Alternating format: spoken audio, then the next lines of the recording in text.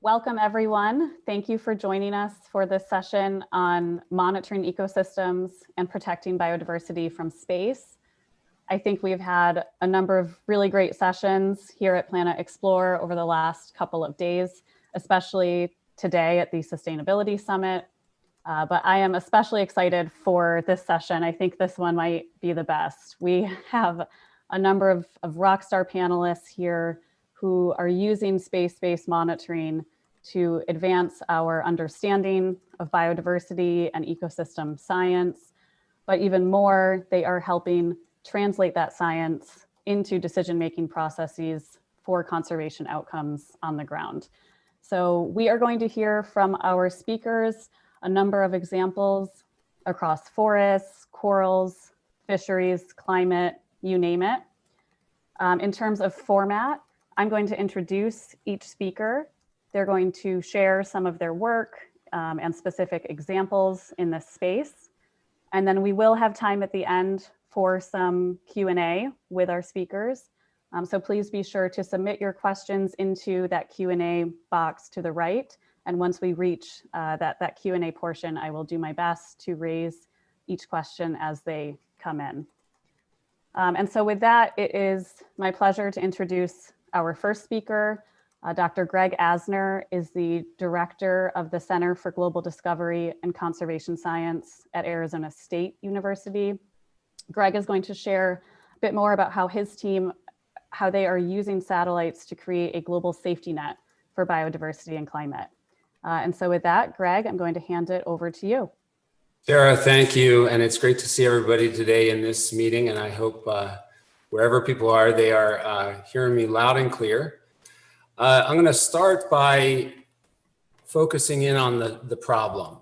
We're facing a twin crisis today and of our century of unprecedented rates of species extinction and an accelerated rise in the mean global temperature. And the Paris Accord provides a framework for countries to contribute to reducing greenhouse gas emissions in order to remain below that target, that holy grail target of 1.5 degrees Celsius.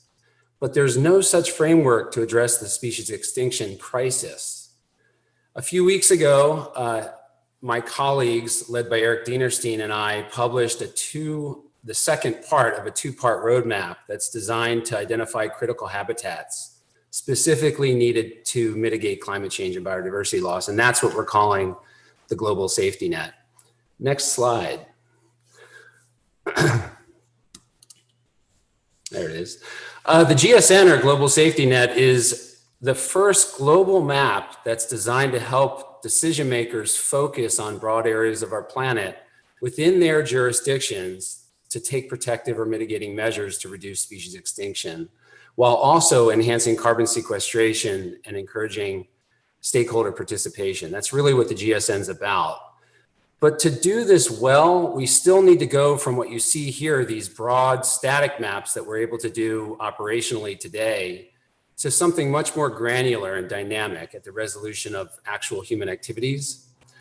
This matters because decisions may often be made at regional to national levels, but the actions are really undertaken at much more local scales. And this need has given rise to the concept of dynamic maps. My team and our colleagues and many in this session have been working towards dynamic maps, both on land and sea. Next slide. And here's just one example from our own work in Peru. And just a few years back, we labored to do a static one-time map of carbon stocks in a country like Peru. This is 132 million hectares. We used aircraft and LiDARs, or lasers, and that generated a static view that was key to determining where we might protect intact forests, but it didn't give us a compass to know where we might reduce emissions. To do that, we've created something called above ground carbon emissions tracking, or ACE, to provide the first high resolution tracking of carbon losses and gains in forests in test regions like Peru, shown here. We're literally replacing my airborne LiDAR techniques with the Planet constellation of high resolution, high cadence imaging satellites, nowadays calibrated to carbon stocks on the ground using other instruments like NASA's JEDI mission on board the space station. This Peru example is really key because when we did this, when we went to the high cadence type of capability that we're using with Planet satellites, our emissions tracking went from one number by looking once a year to a whopping 117% increase by looking monthly. In other words, we're gathering up more emissions without missing those emissions by going to high cadence. So to us, annual monitoring is really no longer valid. The technology and the techniques are allowing us to go monthly. Go ahead, last slide. People often ask me in my experience, what's the next frontier in conservation remote sensing? And I feel strongly, if people know me, they know this, that it lies at the interface between what we can do today from the air, which are chemical measurements on the ground, and actual biodiversity information revealed through those chemical measurements. Here's how it works. Satellites obviously rely on photons if they're using, well, they always rely on photons. Photons do not carry the biological information directly, but they do carry atomic and molecular information. And if it's handled well, that molecular information can literally be converted to biodiversity information. We've pioneered this approach for biodiversity mapping using my aircraft called the Global Airborne Observatory. And with our imaging spectrometers nowadays, we routinely map plant diversity, like you see here in the California Sierras on the right. The real frontier is moving this into orbit, and Planet, NASA, and other organizations are now preparing missions that will directly measure these chemical signatures of the habitat generating organisms like trees and corals that allow us to make global scale biodiversity maps, not only for the first time, but dynamically. I think if we get to this stage, this kind of biodiversity information will be tactical enough to help drive decision-making that will not only reveal what we're losing, but hopefully through improved decision-making reveal where we're gaining biodiversity and how. So I'll turn it over to you, Tara. Thank you. Thanks, Greg. It's really great work. You know, I love these themes of moving from static to dynamic mapping and to fusing many of these different data sets to get these more accessible insights. I think those are themes we're going to hear across this session. So thank you for that. Our next speaker, I am happy to introduce Charlie Whiten. Charlie is the Director of Product at the Allen Coral Atlas, where they are using Earth observation technologies to map and monitor coral reefs. So Charlie, I'm excited to hand it over to you. Great. Thanks, Tara. As Tara said, I'm Charlie Whiten. I'm the Director of Product for the Allen Coral Atlas. It's great that Greg spoke before me. He and his team at Arizona State University are a critical part of the partnership that put together the Allen Coral Atlas.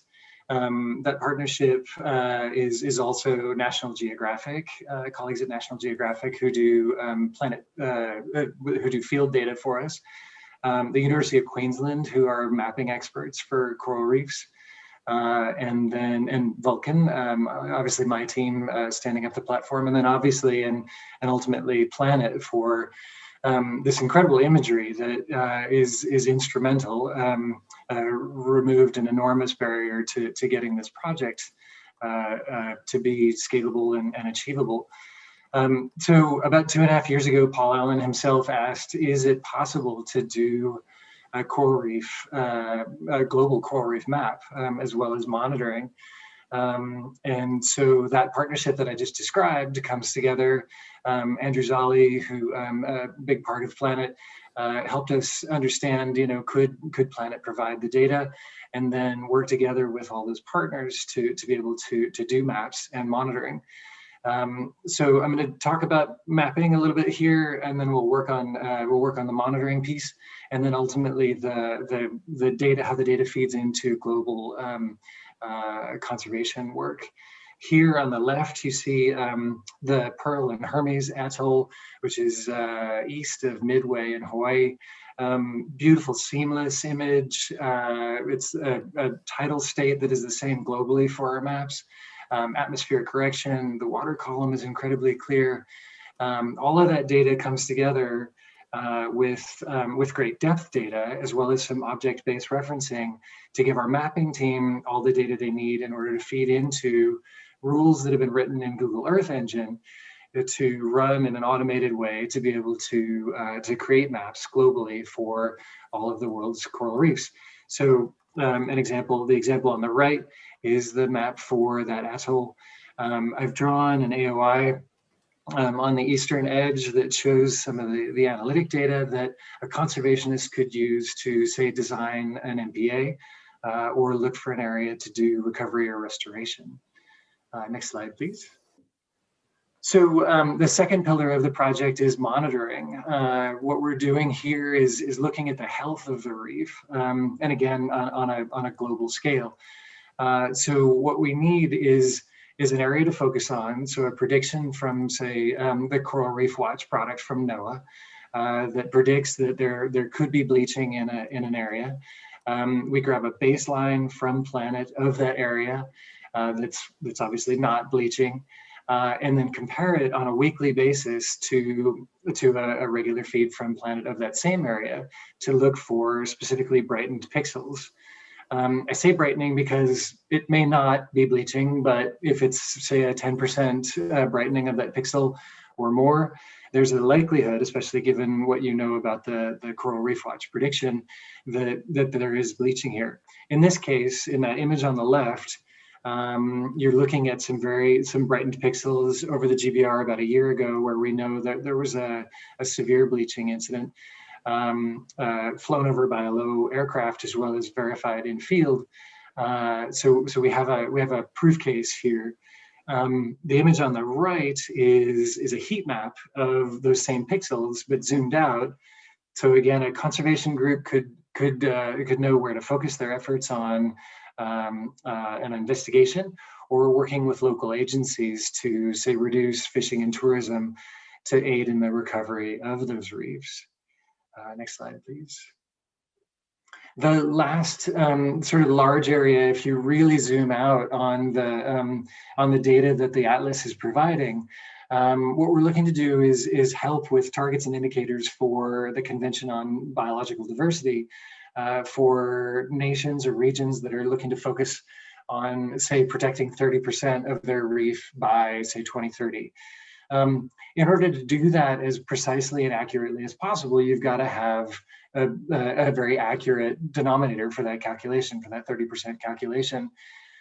Previous mapping efforts, widely used today still, have, we think, overestimated the total coral reef extent. So in that image in the upper left, an atoll might be completely sort of considered or circled as reef extent, when in fact what you've got is a deep lagoon or even land that may be considered part of the extent, and you wouldn't want that attributed to your 30%. So the image on the right is Planet imagery, our global visual mosaic, from Planet, that Greg and his team had run a CNN on to distinguish land, water, and reef, excluding things like deep lagoon and land, so that your area is actually much more precise and the calculation is more precise, and then ultimately your conservation efforts are more effective and efficiently directed.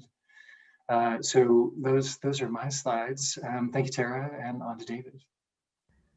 Thanks, Charlie. Yeah, it's pretty eye-opening to see the outputs using the traditional mapping approaches versus what we can see with the higher spatial and temporal resolution information. It's very staggering.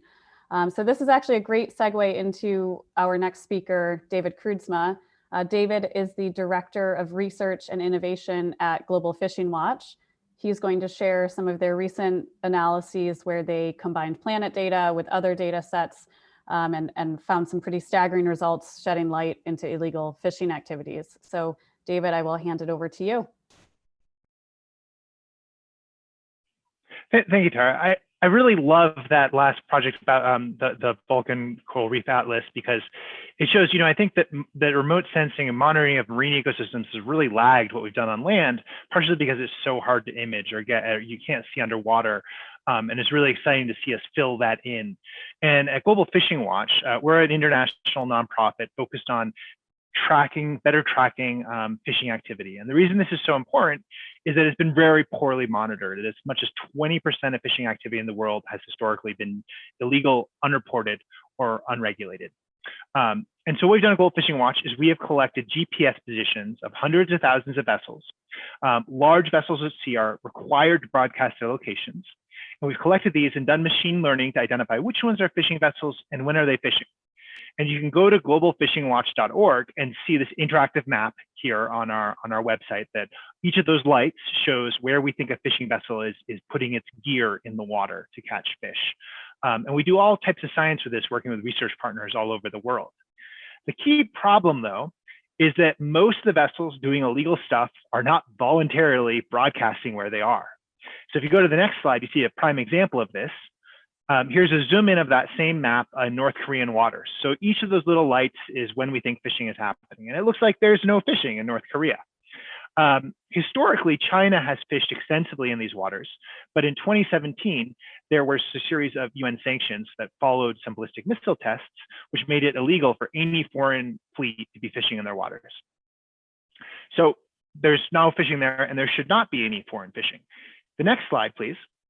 However, according to our conversations with the South Korean Coast Guard, hundreds of vessels of Chinese origin were seen traveling around the Korean Peninsula and going into North Korea.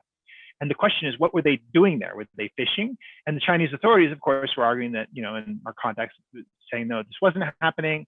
And so, we wanted to find out what was actually happening in North Korea.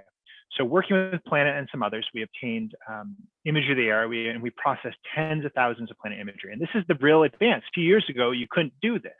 But now Planet is imaging this EEZ almost every day, the exclusive economic zone, excuse me, that white area there, imaging it every day with Dove imagery. And so what we're able to do is look through that, next slide, please, and find images like this. So each of those, what you see there is there's a few things going on here. Those ovals were drawn by a convolutional neural network that we trained to identify pairs of vessels that are fishing. And these are pairs of vessels. The Chinese vessels are called pair trawlers because they drag a huge net between them to catch fish. It's a very powerful way of catching fish. In fact, it's even illegal in the surrounding waters in Japan and South Korea because it catches so much fish. And you can see zoomed in there, you can see actually a SkySat picture. We were able to train, we were able to task it to take a picture of where the fleet was. And a zoomed in picture, that's from the South Korean Coast Guard to see what those boats actually looked like on the water. And most of these boats are not broadcasting their GPS positions. You see up in the top right, you see actually those numbers in the top middle, excuse me, are two numbers. Those are the unique identifiers of those boats. Those two boats were broadcasting their GPS positions, and we were able to match them in this imagery to on a NASA satellite that sees bright lights at night, and a lot of vessels use these to fish. And unlike that previous one I showed you with the GPS positions, this one shows it lighting up brightly in North Korean waters and also Russian waters. And we're able to track and estimate the fleet sizes from this information. And finally, the bottom right is a satellite radar image. The radar can see through clouds, which is nice. It's harder, but it was less frequent. And so we were able to get the same frequency. However, we were also able to count pairs of vessels this way. Next slide, please. So we put all of this together, and we're able to count the actual activity over the season. And no one's ever really done this at this scale. And that's why it was really exciting to be able to actually estimate how many vessels were fishing each day. And from that, we're able to back out the actual estimate of catch. And we published this was published in Science Advances last year, illuminating dark fishing fleets in North Korea. We estimate there are over 900 vessels fishing, violating UN sanctions, catching over $500 million worth of squid over 3 years, which was more than Japan or South Korea caught in the surrounding waters, and is a significant size compared to the entire North Korean economy. So now we're looking to take these methods global to track dark fleets all over the world so that we can really get a handle on how humans are using the ocean to catch fish in a way that we have not been able to up to today. Thanks, David. That's really fascinating work. At Planet, we often say you can't fix what you can't see, and what your team has done here, I think, is certainly helping us see something that we couldn't before. So last but not least, I am very happy to introduce Justin Huntington. Justin is the founder and chief scientist of Climate Engine at the Desert Research Institute. He's going to share a bit more about how they are also using space-based monitoring systems to improve ecosystem and climate system monitoring overall. So Justin, I will hand it over to you. Thanks so much, Tara.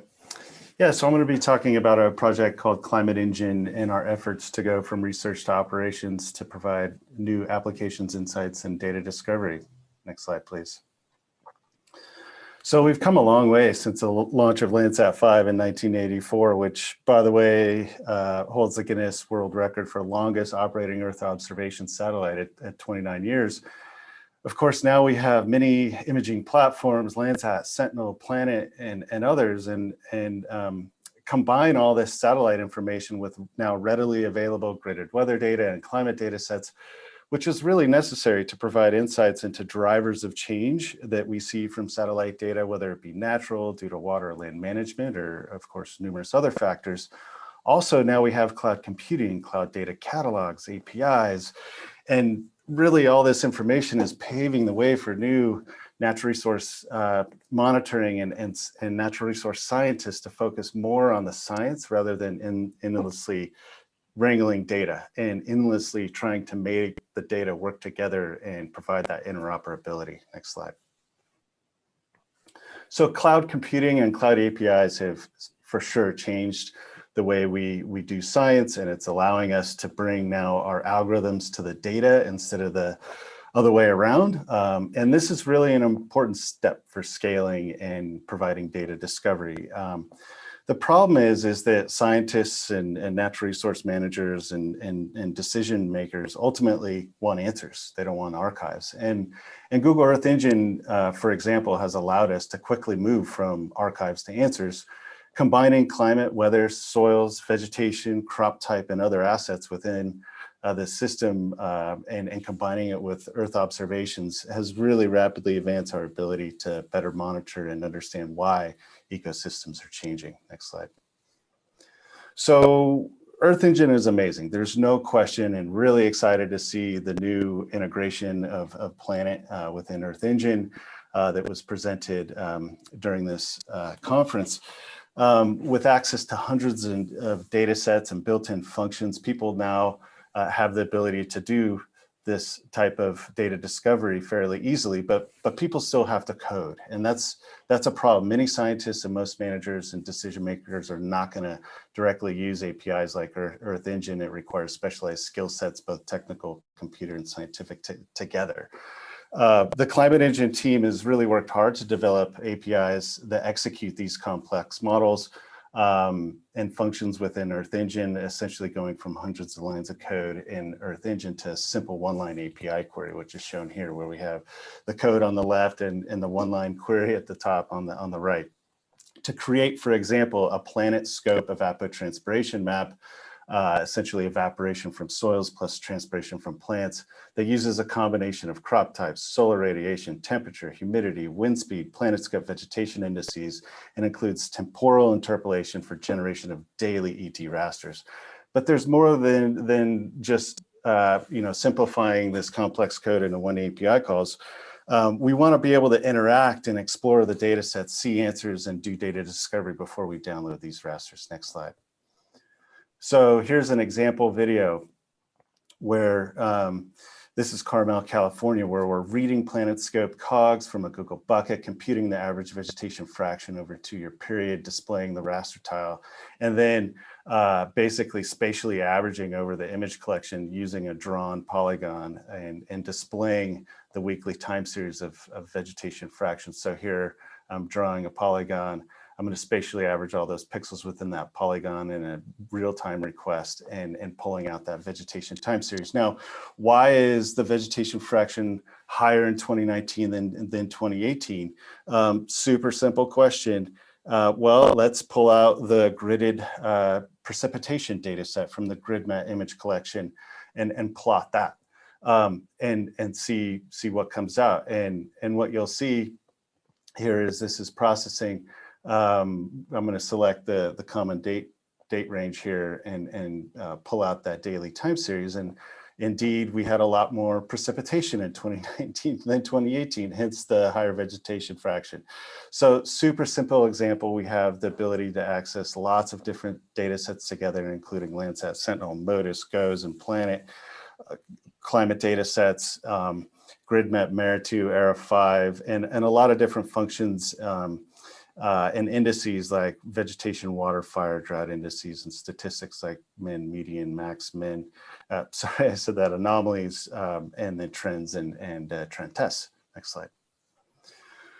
So here's the architecture where we ingest public and private data sets, both satellite and climate, combine these, develop spatial and temporal summaries using vector data, whether they're watersheds or agricultural field boundaries, and then save the results to geodatabases and then expose all those results through APIs, data lakes, and UIs. Next slide.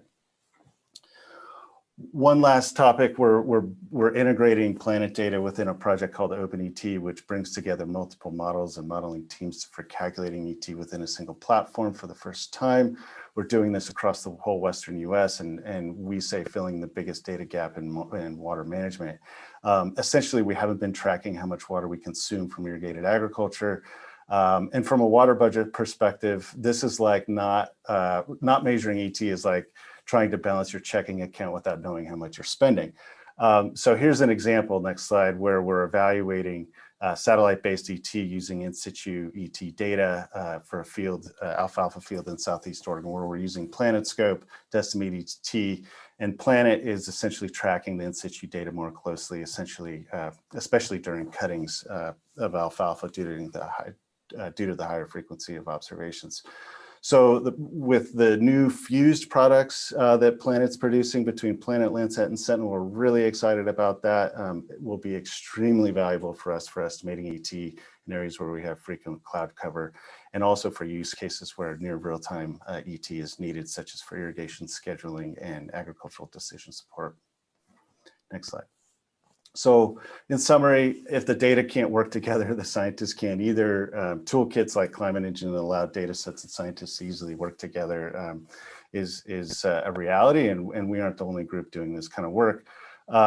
We're finally getting this information in the hands of decision makers. It's it requires a lot of stakeholder engagement and outreach, and I feel like that's a real challenge for all of us.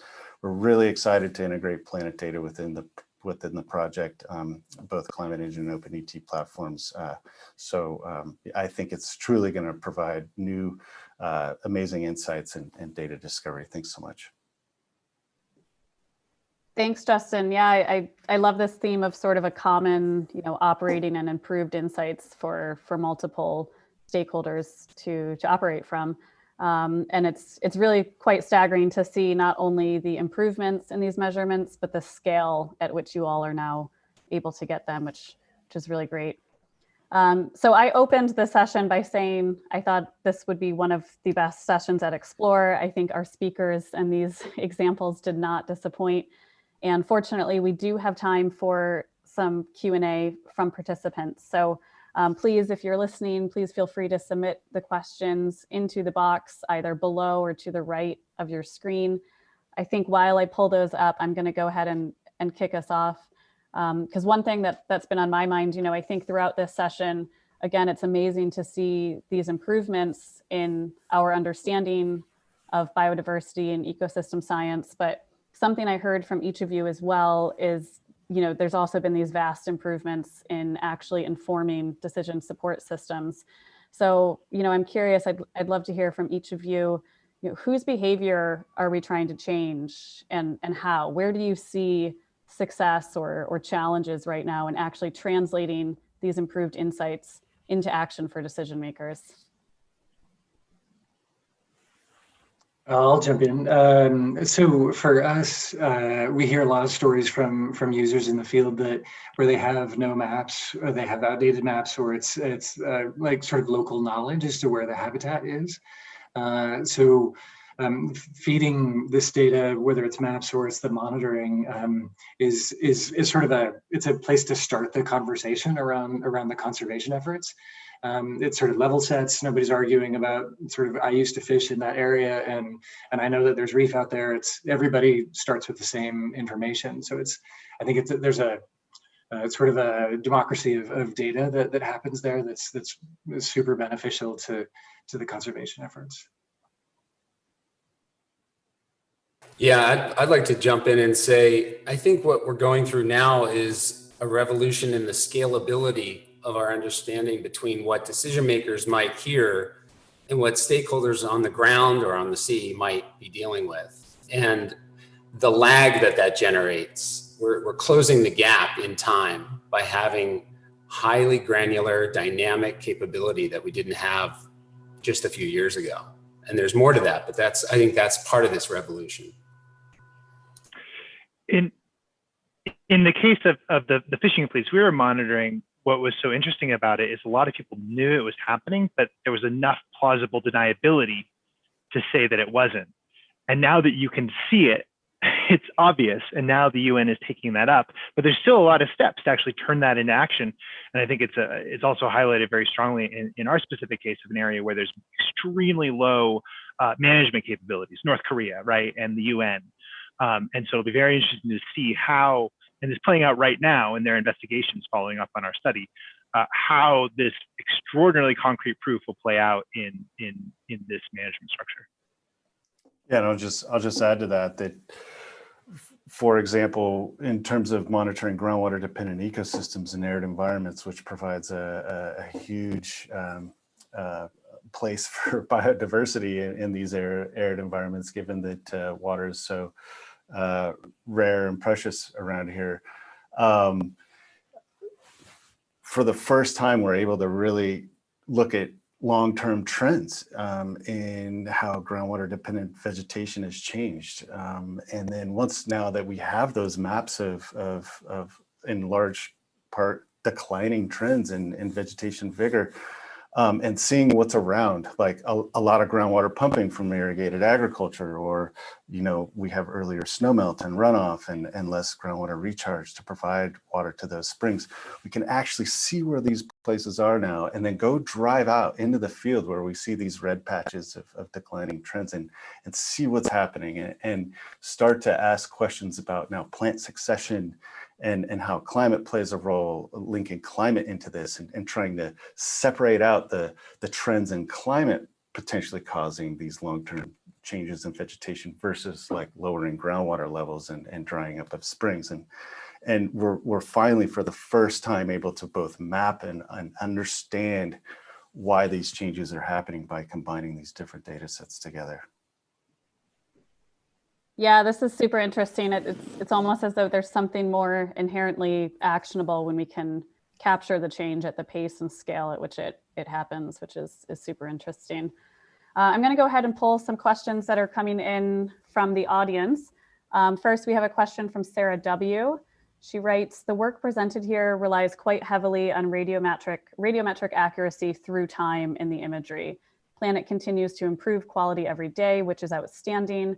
But have any of these studies encountered challenges with radiometric consistency? How were these challenges overcome? Yeah, that's a good question. And it's something that we're looking into actively. And it can make a big difference for us. Landsat's been considered the gold standard, and of course, Planet's calibrating to Landsat. That's been a huge thing for us, that we do have that science grade information, and that these aren't just pretty pictures. And I feel like Planet's making huge progress towards that, so we're really excited about that. And in some cases it's not a big deal, but in other cases it is, especially where we have low vegetation cover, and for example, NDVI is very low. I mean, a 0.05 difference in NDVI can be a huge thing, and we see that type of variability with the different sensors. So yeah, good question. And I'll go ahead. Go ahead, David. I was just going to say that the radiometric issues were not a challenge with identifying vessels, but over the ocean, georeferencing is a challenge, and then also the hardest thing is just different sea states and stuff. And so it's where we're just trying to count vessels. And the thing we're very excited about is getting new bands, because we know that some of those other bands can help see where the wake has been turned over by vessels, and then be able to count them more easily. Yeah, and I'll just, from the Coral Atlas point of view, we've had to work within the radiometric, limits of the technology, but at the same time, knowing those limits has been key, and partnering with Planet is part of that process where the company is helping us understand the radiometric limits. We're designing algorithms to mitigate, but work within those limits and generate the kinds of outputs that Charlie showed today in the case of coral reefs. And that's the nature of the beast as we go forward, and as the constellation changes over time and improves over time, no matter what the level of radiometric performance is. Great. And in a related follow-up question, Jeffrey S. asks, how will these studies benefit from the fusion product, and are there any constraints?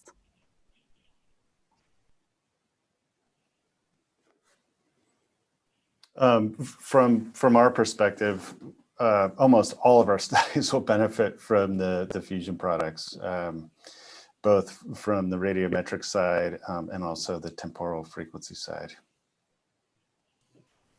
Same here for forest carbon. Nothing sees carbon directly, so it's a matter of fusion and narrowing the controls over forest carbon stocks as observed. And Planet gives us a critical time and structural component to the data, to the information stream, and like lasers like NASA's JEDI help us calibrate that and integrate. So that's just the nature of the beast. I don't really see any of this moving forward without fusion.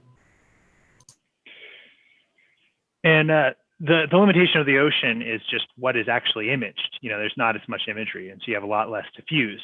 But the Sentinel-2 imagery is extremely useful, covering all the coastlines. Unfortunately, most human activity is close to the coastlines, and that's where you have little bits of imagery. So that's a real limiting factor. I think for us, it's maybe still a little bit unclear how we might leverage it exactly. But for me, I think it gives me a lot of optimism about the potential future products that would give us more information on, say, distinguishing different habitats, or being able to sort of to fuse, say, depth data with some of the other analytic data. So I think it's just sort of good looking out kind of thing. Yeah, makes sense. So we have an interesting question getting back towards behavior change and driving behavior change. Justin asks, has the scale of monitoring surpassed the ability of enforcement to keep up in protecting biodiversity? Yes. But didn't you say earlier you can't fix what you can't see? So we're seeing it. Yeah, we need more enforcement. It's that's for sure. And I think there's probably a massive frontier in the enforcement collaborative space that needs to fuse with the kinds of projects and approaches that we're discussing today. Yeah, and I think there's a go ahead. I'll just add really quickly that absolutely, now that we can see change and we're showing these change maps to regulators, as well as conservation groups like the Nature Conservancy, now we're coming together, we're coming to the table and having these discussions. And also regulators are now using this information in court cases and water right rulings. Climate Engine was referenced in a recent court case where an expert witness used it to show fallow fields, for example, in a forfeiture and abandonment case.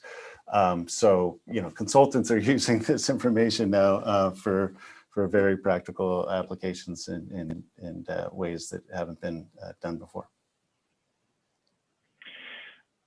And more broadly, I do think that this huge tsunami of data requires almost new institutions for management. I think this is especially the case in fisheries. Fisheries have always been based on the idea that you don't really have any information about what's going on, and you have very small amounts of data to try to infer stock status and all this other information. And now when you can suddenly count every boat, that changes things quite a bit. You can think about this in terms of, and right now we're trying to work with our research partners to really think through what that means. You can think about little things such as, it's now cheaper to be able to just have everyone show that they're compliant with their GPS positions, uploading their stuff to data, than having a patrol boat out there they're patrolling. And so what does that mean for how we manage these fisheries going forward? And it's actually a really fascinating research question. And it's exciting that we can think about it, but we do need to figure out those institutions. I might throw in just really quickly. We talk about designing marine protected areas as one of our strongest use cases for our product. But once you've designed it, and even if you've got it enacted, who's going to keep an eye on it right after that and enforce? So it's a big question mark. Certainly, we do have probably more data, unmonitored data than we know what to do with. Yeah, and we have a good follow-up question actually, and I think I heard a bit of it in some of your answers, but Eric asks, how important is it to have this data and these tools in the hands of local technicians? Would that potentially further impact decision-making on the ground? Yeah, whether it's forests or coral reefs, the decision-making might happen at some broader scale, but the activity is at the local scale, hectares or acres or square meters. It has to be highly granular. That's what I mean by that term, so that it's scalable, meaning people can operate on the same data that the decision makers are operating on locally versus regionally or nationally or globally. I think Greg's colleagues told me about a year ago, locally managed marine areas are far more effective than some sort of regional or national enactment to protect an area. So I think they're definitely more effective. And I'll just add one quick thing that the challenge there is to provide the ability for technicians to be able to use this information and do that engagement outreach to show folks what exists and what's possible. And I think that's what was nice about Climate Engine. The same thing we're seeing is like, we produce all this data, you want to give it to someone, but what's the right format? We can't just give them CSV files or GeoTIFFs. It's not going to work. And so there's a lot of work on, especially we're trying to figure out now for the engagement for those end users, people managing marine protected areas, what of our stuff will they actually use in what format? That's actually a whole nother can of work that needs to be done. Great. Okay, well, we just have a couple minutes left, so I will end on one last one with the audience. This is kind of a fun one from Andrew. What is the one data set you wished you had? Is there any hypothetical data set that would drastically accelerate your impact in this space? That one's easy for me. We need to be able to distinguish coral from algae, live coral. So that's, hopefully next generation of satellites. Thermal data on planet. Chemical data that carry the biodiversity information. More bands. Awesome. It's a data hungry bunch over here. So awesome. Well, I think that is just about all of the time that we have for this session. I want to thank everyone for tuning in. I know there was a lot of great discussion within the session itself. And I want to thank our speakers both for joining us and for this important work out in the field. So with that, please enjoy the rest of our sessions today at the Sustainability Day of Planet Explorer, and we look forward to following up. Thanks, Tara. Thanks so much. Thanks, Tara. Thanks, everybody. Thank you.